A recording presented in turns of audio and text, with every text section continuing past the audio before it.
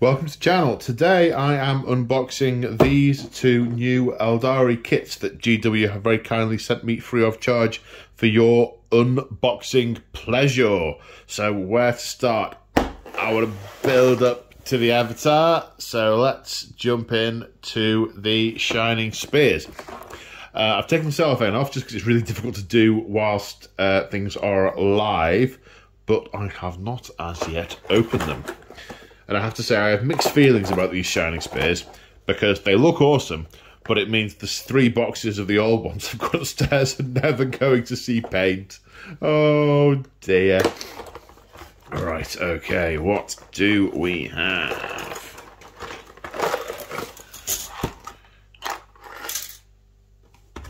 Okay. Right, we've got some flying stalks, some not quite old school flying stalks. These are flying stalks with the ball ends. So those are less snappy than the other ones. Okay, lots of flying stalks. There's 8 there for 3 minis. Large bases. Good.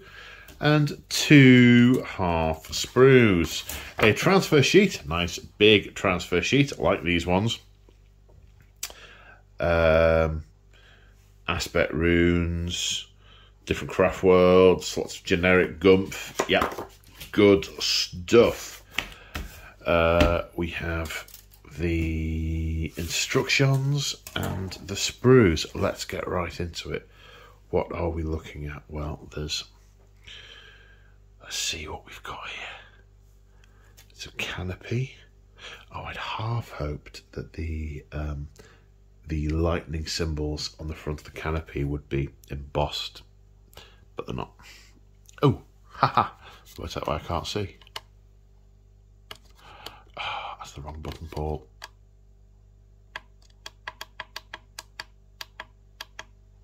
There we go. That's much better. We've got some veins.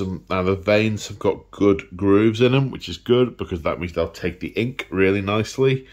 Similarly, on this understrung slung catapult, not quite sure how to drill out the barrel of a shuriken catapult. I haven't managed to solve that conundrum yet. We've got pairs of legs. We've got a helm without a plume.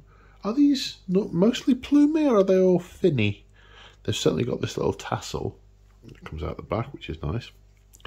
And this arm's got a tassel running off it. I imagine this is where we get some flashes of colour on the predominantly white mini.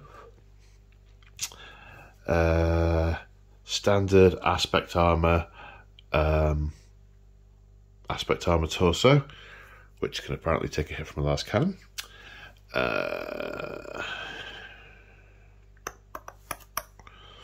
What else we got? That's mostly fuselage-y stuff. What do we have on here? Oh, look at those lances. They are so... Those lances, they are so slender. Yes, very nice. Very lasery. In terms of heads, we've got... What do we have? We have... This one's a plume. That is obviously the Exarch. These ones are fins, but there's also...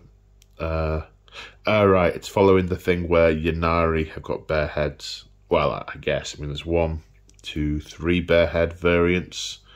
That looks like a bare-headed Exarch variant because it looks like the Exarch has the plume. It's got a plume. This has got a plume. And the regular ones have got fins. So there's enough to do all as regulars, with or without helms, and enough to do an Exarch as well, so 8 heads in total. We've got some nice pendants, nice looking flowing pendant on this spear. I assume that's the Exarch. And a really nice sword here. The definition on this is superb. It's incredibly fine and fiddly. Yeah, these are some good sculpts. And a shuriken cannon. So I assume shuriken cannon is a 1 in 3 option because there's 2 sets of catapults and 1 cannon. Yeah, look at the instructions. That looks like what it is. We'll have a good look at the instructions in a minute. I say in a minute. Sort of now, I mean, more fins, more bits of armour.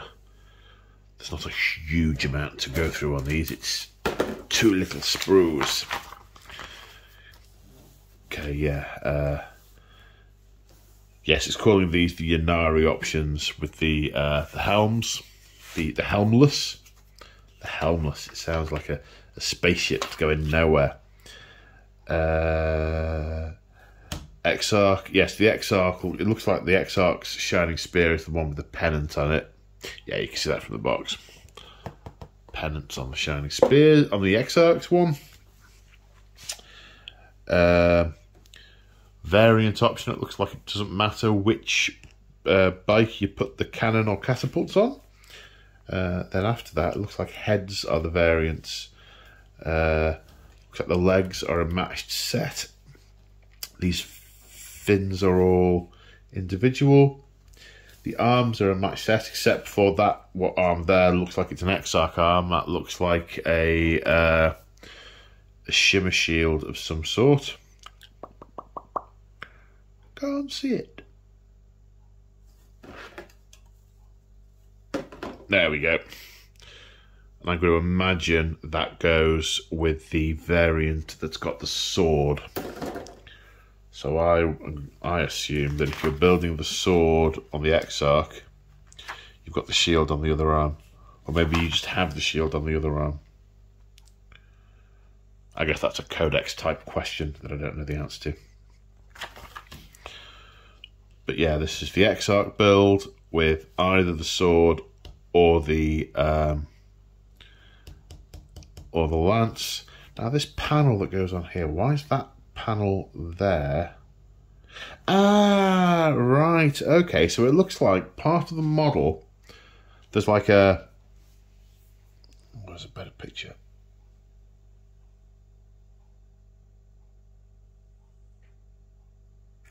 I'm trying to see if there's a better way to show you this.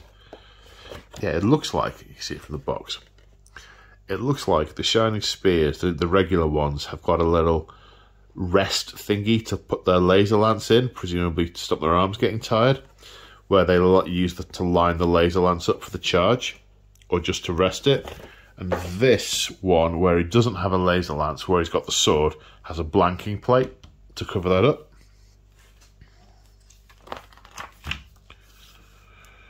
Then another bike build, more legs. Are the legs all the same? 25, 26, 25, 26. Yeah, I mean, why reinvent the wheel, right? It's 2 legs that have to fit on a bike in a very specific way.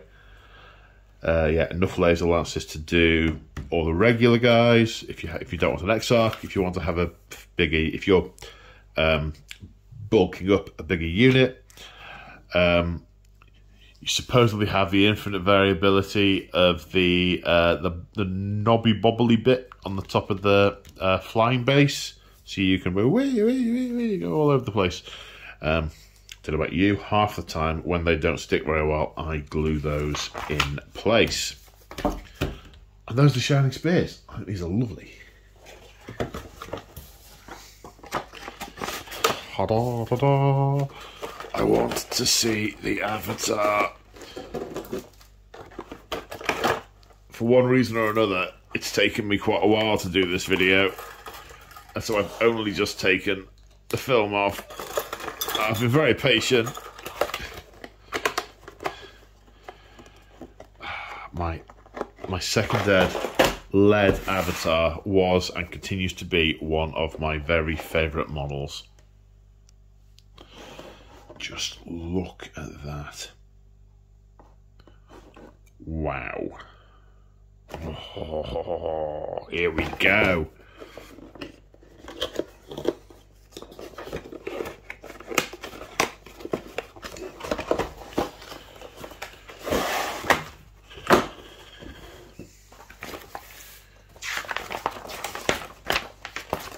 Instructions.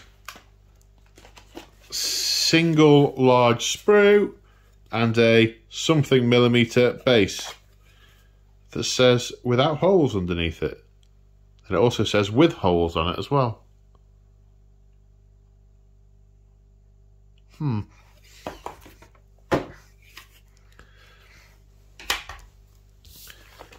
Almost like someone's printed something that says insert name of Taha. This is pretty. Oh, look at that base. That is... Move the camera a little bit because this is a bigger sprue. Look at that platform. I mean, okay, it's an obligatory Eldar surfing rock. However, look at the Aeldari runes in it. That there, that sort of triangle one with the head fins, that's the rune of Kila Menshakain. That's the Avatar's rune. It's standing on a burning Avatar rune. Although why there's a burning Avatar rune on a battlefield rather than in the middle of the craft. Well, I'm not quite sure about that, but... Oh, the Wailing Doom. It's got all the runes down the centre. And the definition of the gems. And these little sticky outy bits. Now, on the old metal model, they were quite... There wasn't a lot of definition there, and the inks were difficult to use. The inks are just going to stick. They're going to stick to those tight edges so nicely. Oh, this is nice. Another Kilomeshakain rune on this vambrace. Oh, there's one on this crest here. And on this crest, the back of his head. Ah, right, be more methodical. Oh, but it's all just so pretty. Look at this spear. It's got soul gems hanging from it. Oh, I think I just fell slightly more in love. These are Aspect Warrior runes. That's Striking Scorpion. That's Dire Avenger. Not sure what that one is. That's Swooping Hawk. That's Fire Dragon. That...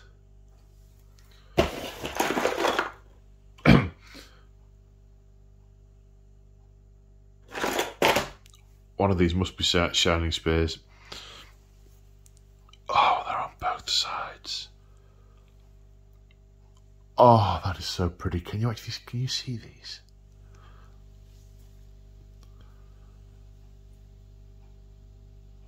So if you run a shade into that, all these runes will light up.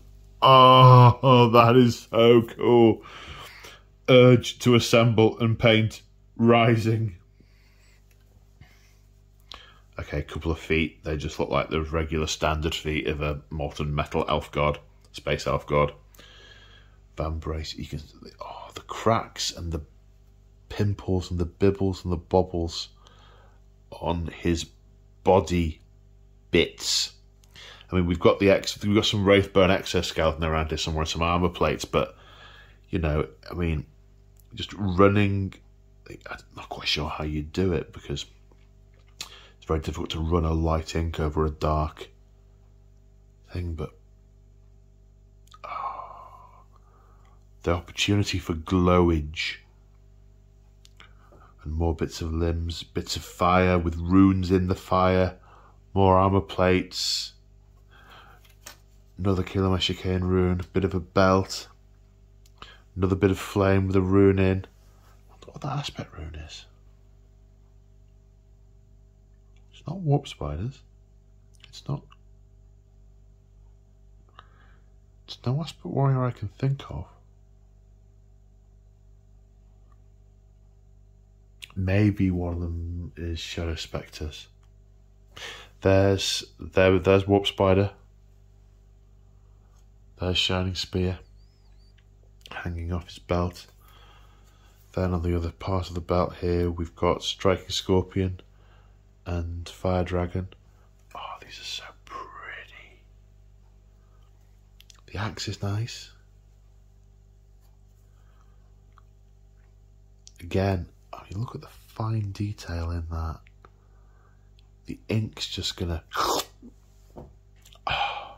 Oh, another bit of the belt. 2 bits of the belt. Swooping Hawk. Dire Avenger. 3 bits of the belt. One of these must be Dark Reaper. I think this one's Dark Reaper. I don't know what that is. Maybe that's Shadow Spectre. More armor plates. These look like different variants of the same piece, depending on the pose or the weapon option you've got. There's the Wraithbone cuirass. Do I mean cuirass? I think I do. Another fiery piece. Lots of flowy hair pieces. The arm bit, again, another Kilomen Chicane rune. Then we've got the hair, the head with the hair, and what looks like a soul stone in his head. Oh, look at the teeth, look at the growl, the grimace, that sort of super fierce look. Then the one with the Romanesque type helm, both parts of it. Then the classic, the rune on his head. Oh, this is such a good model. Why didn't I paint this weeks ago? Projects and work. Projects and work. Okay, three build options. It implies that the heads match the weapons, but I don't see why that has to be the case. I guess we'll see as we go through. But it's traditional with Wailing Doom. I mean, it'd have to be that. I mean, do I get 2 more? Do I get 4 more and paint 1 up per craft world? Oh, we all know the answer to that. The question is when. But if I did them as a batch, then they'd all look very similar. Sorry, I'm being silly now.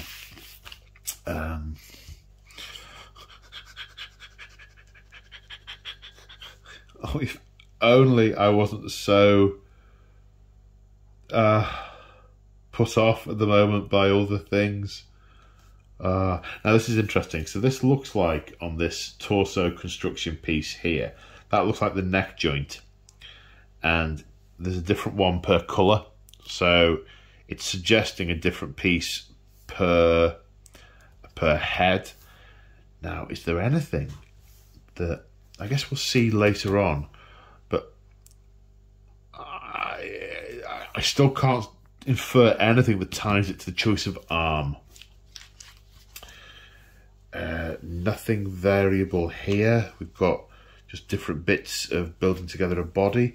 It's a little bit like, did any of you ever watch Nightmare, the sort of dungeon adventure quiz show, when they were dying, it showed sort of bits of them disappearing, and then when they took health, bits came back together, and it kind of looks like that. The bits of the body are sort of going like it's being built, kind of like Centurions, the old sci-fi cartoon. Right, what else? All right, this is all pretty much mono build. Oh, and the rope goes on the front there. Now we're talking. And we've got fire and flames. Interesting to see the flames aren't optional. Don't know why I thought the flames would be optional. Then how to put together the various bits of the belt, which is all nice. Then the 3 weapon options. Sword, spear, axe. They all look the same. They all have that one vambrace piece going onto it. So that's an opportunity for magnetization, I think. Because, yeah, there's quite a strong... What is that piece? Sorry, just trying to identify what bit that would attach to. 7? No, not 7. 8. 8. Where's piece 8? Yeah, there we go, piece 8. Okay. I think that connection there it's this flat here.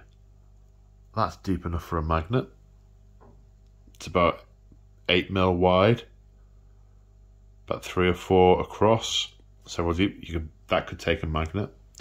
All you'd have to do then, say all, piece 35, where's piece 35?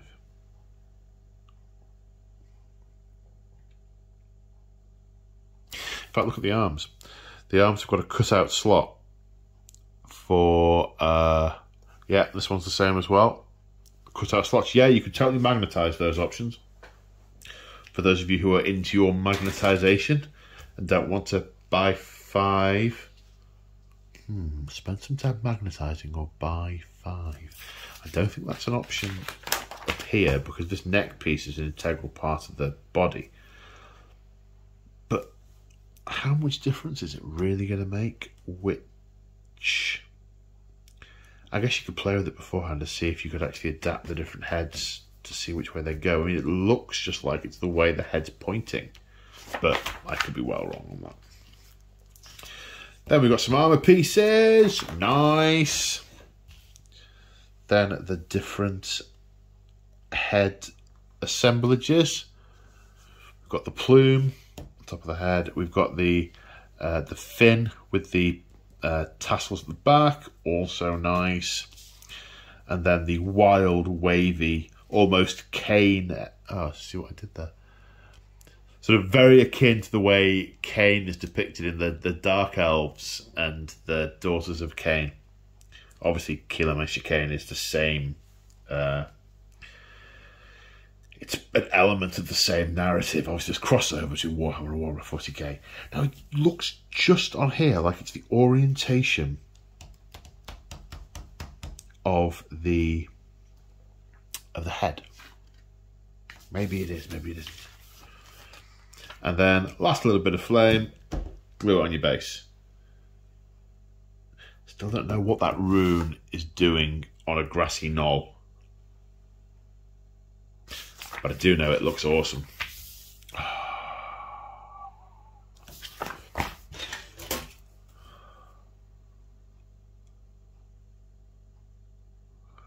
Where are those different neck parts?